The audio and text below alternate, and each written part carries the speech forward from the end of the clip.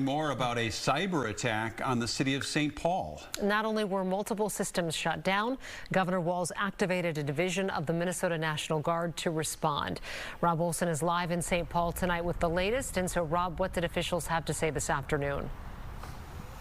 Well, the only officials speaking today were the police chief and the assistant fire chief to assure people that the front-facing systems here, the emergency responses, are all up and running normally. Now, I did have a chance to speak to the leader of the National Guard cybersecurity team here, too, a little bit ago, who said they're making progress here at identifying the actors involved in fixing the holes. But again, no new information on that front. Just again, the word from the emergency officials here in St. Paul that from a frontline standpoint, don't worry.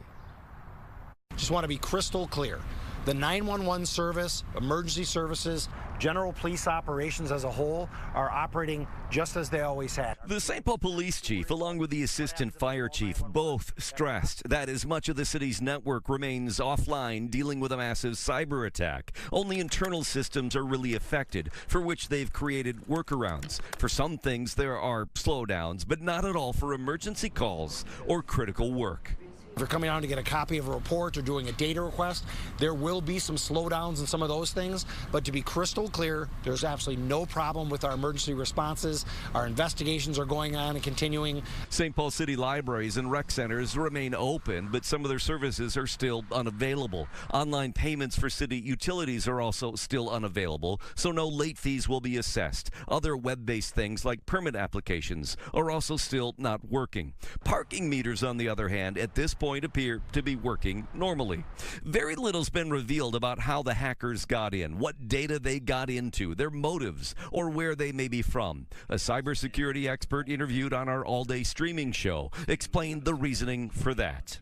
Because what you don't want to do is publish that before you have defenses set up, because now you're just inviting other hackers to come in and do something the same. The 13 National Guard members activated to help were all cybersecurity experts in their civilian jobs, working alongside the city and the FBI to make sure the hackers get out of the system and can't get back in.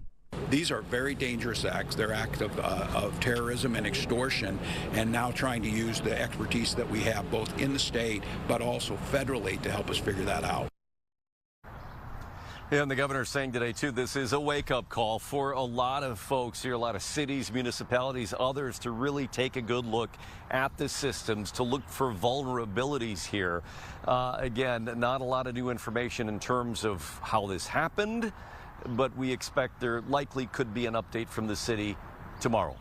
Live in St. Paul, Rob Olson, Fox 9. All right, Rob, thank you.